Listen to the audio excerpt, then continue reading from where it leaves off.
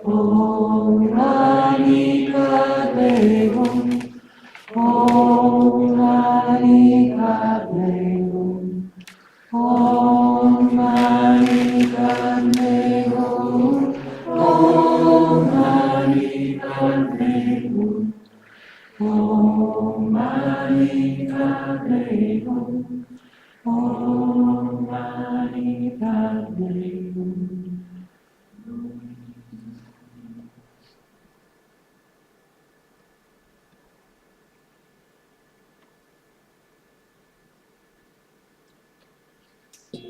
Salutation. As many atoms as there are, As many atoms as there are, in 1,000 million worlds, in 1,000 million worlds, so many times I make reverent salutations so many times I make reverent salutation to all the Buddhas of the 3 eras, to all the Buddhas of the 3 eras, to the Siddharma, to the Sangha, and to the excellent community. and to the excellent community. I pay homage to all the shrines I pay homage to all the shrines and places in which the Bodhisattvas have been. and places in which the Bodhisattvas have been. I make profound obeisance to the teachers I make profound obeisance to the teachers and those to whom respectful salutation is due. and those to whom respectful salutation is due. Going for refuge. This very day, This very day, I go for my refuge, I go for my refuge to the powerful protectors, to the powerful protectors, whose purpose is to guard the universe, whose purpose is to guard the universe, the mighty conquerors who overcome suffering everywhere. the mighty conquerors who overcome suffering everywhere. Wholeheartedly also I take my refuge Wholeheartedly also I take my refuge in the Dharma they have ascertained, in the Dharma they have ascertained, which is the abode of security against the rounds of rebirth. which is the abode of security against the rounds of rebirth. Likewise in the host of bodhisattvas, Likewise, in the host of Bodhisattvas, I take my refuge. I take my refuge. Namo tassa Namo tassa, bhagavato arahato bhagavato arahato, samma sambuddhassa. samma sambuddhassa. Namo tassa Namo tassa, bhagavato arahato bhagavato arahato, samma sambuddhassa. samma sambuddhassa.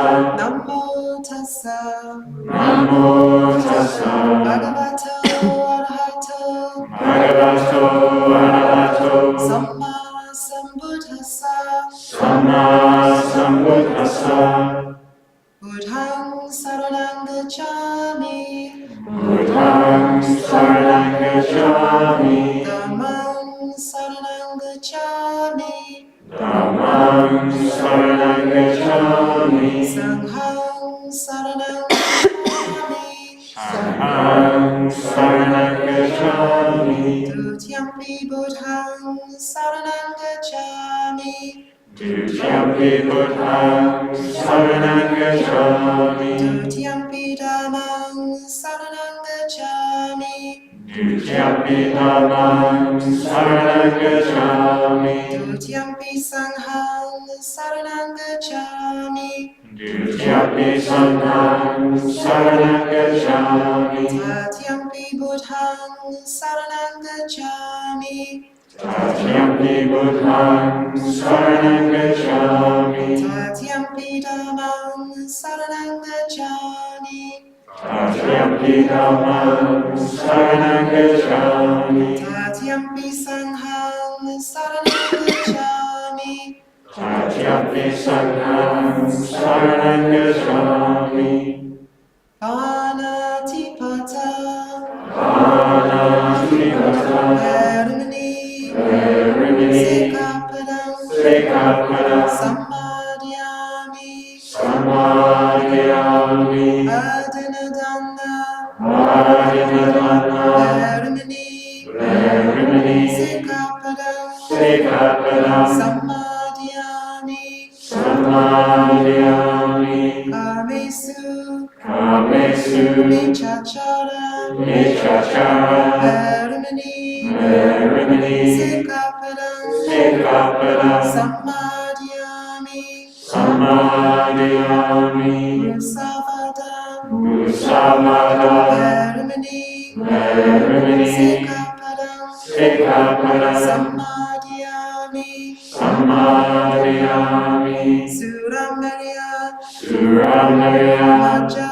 Maja, Kammadatana, Amadhatana, Verimini, Verimini, Sikapadam, Sikapadam, Samadhyami, Samadhyami, Sadhu, Sadhu, Sadhu, Sadhu, Sadhu, Sadhu, with deeds of loving kindness, with deeds of loving kindness, I purify my body, I purify my body, with open-handed generosity, with open-handed generosity, I purify my body, I purify my body, with stillness, with stillness, simplicity, simplicity, and contentment, and contentment, I purify my body, I purify my body, with truthful communication, with truthful communication, I purify my speech, I purify my speech, with mindfulness clear and radiant,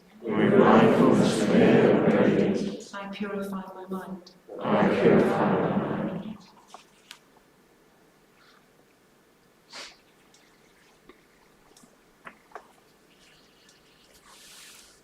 Confession of faults.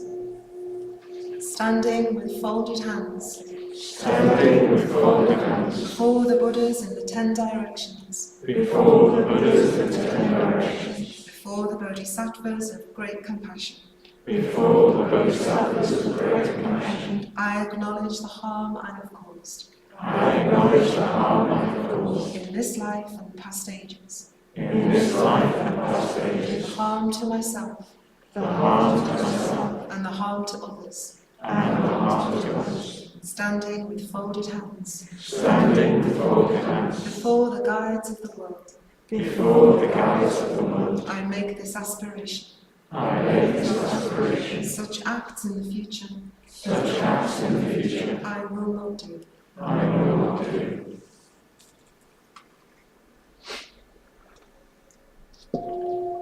Rejoicing in merit, I rejoice with delight I rejoice with delight in the good done by all beings, in the good done by all beings, through which they obtain rest, through which they obtain rest, with the end of suffering.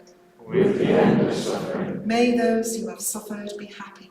May those who have suffered be happy. I rejoice in the release of beings I rejoice in the release of beings from the sufferings of the rounds of existence. from the sufferings of the realms of existence. I rejoice in the nature of the Bodhisattva I rejoice in the nature of the Bodhisattva and the Buddha, and the Buddha, who are protectors. who are protectors. I rejoice in the arising of the will to enlightenment I rejoice in the arising of the will to enlightenment and the teaching, and the teaching, those oceans that bring happiness to all beings those oceans that bring happiness to all beings, and are the abode of welfare of all beings. and are the abode of welfare of all beings.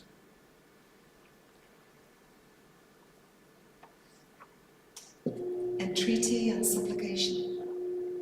Saluting them with folded hands, Saluting them with folded hands, I entreat the Buddhas in all the quarters. I entreat the Buddhas in all the quarters. May they make shine the lamp of the Dharma May they make shine the lamp of the for Dharma, those wandering in the suffering of delusion.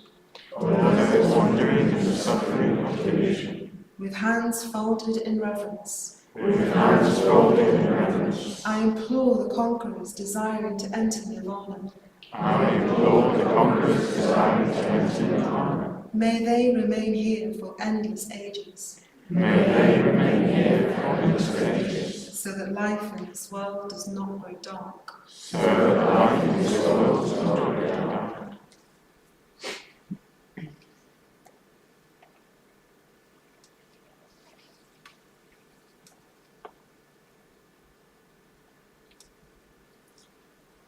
praise of the bodhicitta. This opportune moment is extremely hard to meet. Once met, it yields the welfare of humanity. If the advantage is not taken now, how will this meeting come again? At night and darkness thick with clouds, a lightning flash gives a moment's brightness. So, sometime by the power of the Buddha, the mind of the world might for a moment turn to acts of merit. This being so, the power of good is always weak, while the power of evil is vast and terrible. What other good could conquer that, were there not the perfect awakening mind? This is the benefit seen by the Lord of the Sages, meditating for many aims, whereby deep-welling happiness elates immeasurable masses of beings through happiness alone. Those who long to transcend the hundreds of miseries of existence, who long to relieve creatures of their sorrows, who long to enjoy many hundreds of joys, must never abandon the awakening mind. Today my birth is fruitful, my human life is justified. Today I am born into the family of the Buddha. Now I am part of the Buddha's clan. As a blind man might find a jewel in heaps of rubbish, so too this awakening mind has somehow appeared in me. This is the elixir of life, born to end death in the world. This is the inexhaustible treasure, alleviating poverty in the world. This is the supreme medicine, curing the sickness of the world. A tree of shelter for weary creatures staggering along the road of existence. It is the rising moon of the mind, mitigating the defilements of the world. It is the brilliant sun, dispelling the mist of ignorance from the world. For the whole procession of humanity, travelling the road of existence, in search of happiness, this will bring them joy.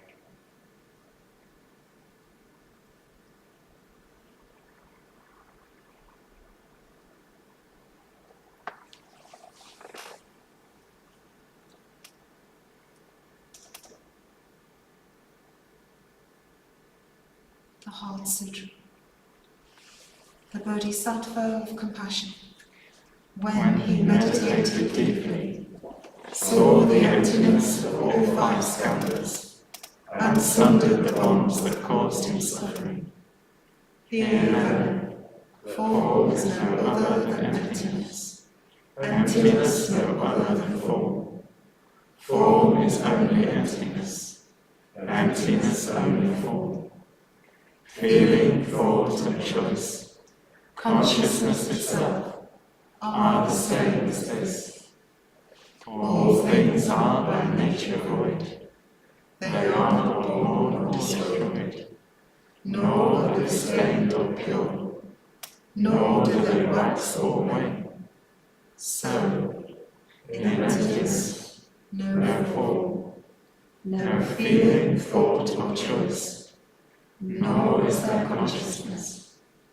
No eye, ear, nose, tongue, body, mind.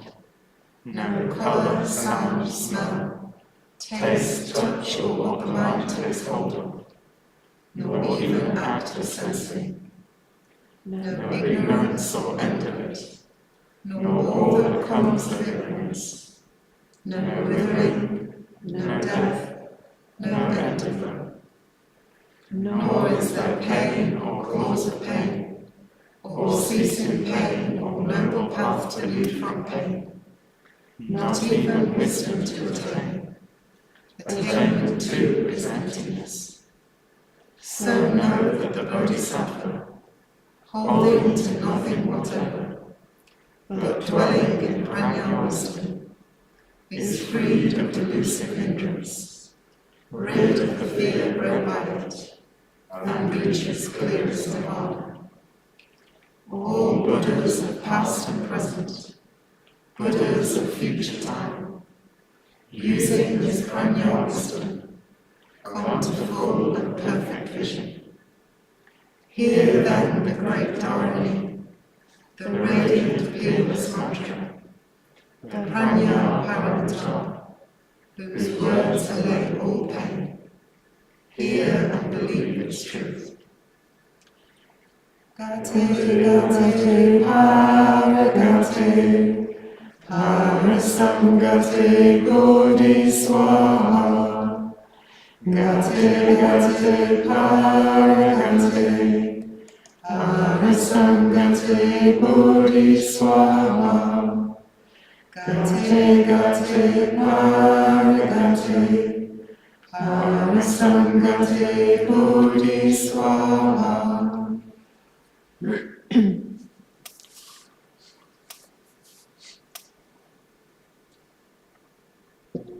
Transference of merit and self-surrender.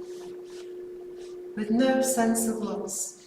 With no sense of loss. I give myself to the Buddhas. I give myself to the Buddhas. I give my merits. I give my merits. For the benefit of all. For the benefit of all. May I be the doctor. May I be the doctor. May I be the nurse. May I be the nurse. For all beings. For all beings. Until the world is cured. Until the world is cured. May I be a light. May I be the light. For those who are lost. For those who are lost. May I be a harbour. May I be a harbour. For those that need shelter. For those that need shelter. Like the earth and the water. Like the earth and the water. Like the fire and the air. Like the fire and the air. May I be a servant. May I be a servant. To beings on earth. To beings on earth. Until the world is whole. Until the world is whole. Just as the Buddhas before me. Just as the Buddhas before me. Set their minds on enlightenment. Set their minds on enlightenment. Just as they trained. Just as they trained. On the Buddha's path. On the Buddha's path. So now I too. So now I too. For the welfare of the world. For the welfare of the world. Set my mind on enlightenment. Set my mind on enlightenment. So now I too. So now I too. Will train on the Buddha's path. Will train on the Buddha's path. Today, in the presence of the Buddhas. Today, in the presence of the Buddhas. I invite the world to be my guest. I invite the world to be my guest. At a great feast of delight. At a great feast of delight. May all beings rejoice. May all beings rejoice. Om Ahum Vajraguru Padmasri Om. Om Ahum Vajraguru Padmasri Om. Om Ahum Vajraguru Padmasri Om. Om Ahum Vajraguru Padmasri Om. Om Ahum Vajraguru Padmasri Om. Om Ahum Vajraguru Padmasri Om. Om Ahum Vajraguru Padmasri Om. Om Ahum Vajraguru Padmasri Om. Om Ahum Vajraguru Padmasri Om. Om Ahum Vajraguru Padmasri Om. Om Ahum Vajraguru Padmasri Om. Om Ahum Vajraguru Padmasri Om. Om Ahum Vajraguru Padmasri Om. Om Ahum Vajraguru Padmasri Om. Om Ahum Vajraguru Padmasri Om. Om Ahum Vajraguru Padmasri Om. Om Ahum Vajraguru Padmasri Om.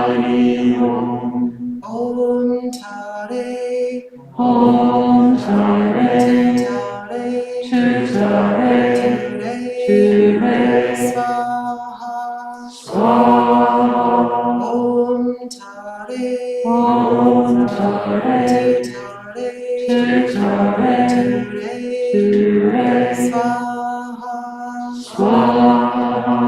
Om Tare, Om Tare, Tare, Tare, Ture, Swaha, Swaha. Om Amideva Hri, Om Amideva Hri. Om Amideva Hri, Om Amideva Hri. Om Amideva Hri, Om Amideva Hri. Om Muni Muni, Om Muni Muni. Mahamuni, Mahamuni. Shakyamuni, Shakyamuni. Swaha, Swaha. Om Muni Muni, Om Muni Muni. Mahamuni, Mahamuni. Shakyamuni, Shakyamuni. Swaha, Swaha. Om Muni Muni, Om Muni Muni. Mahamuni, Mahamuni. Shakyamuni, Shakyamuni. Swaha, Swaha. Om Mahom, Om Namo Vajra Guru Padma, Guru Padma Sri Hom, Sri Om. Om Mahom, Om Namo Vajra Guru Padma, Guru Padma Sri Hom, Sri Om. Om Mahom, Om Namo Vajra Guru Padma, Guru Padma Sri Hom, Sri Om. Gate Gate Paragate, Gate Gate Paragate Parasangate, Parasangate Bodhi Swaha, Bodhisattva Gate Gate, Gate Gate Paragate, Paragate Parasangate, Parasangate Bodhi Swaha, Bodhisattva Gate Gate, Gate Gate Paragate, Paragate Parasangate, Parasangate Bodhi Swaha, Bodhisattva.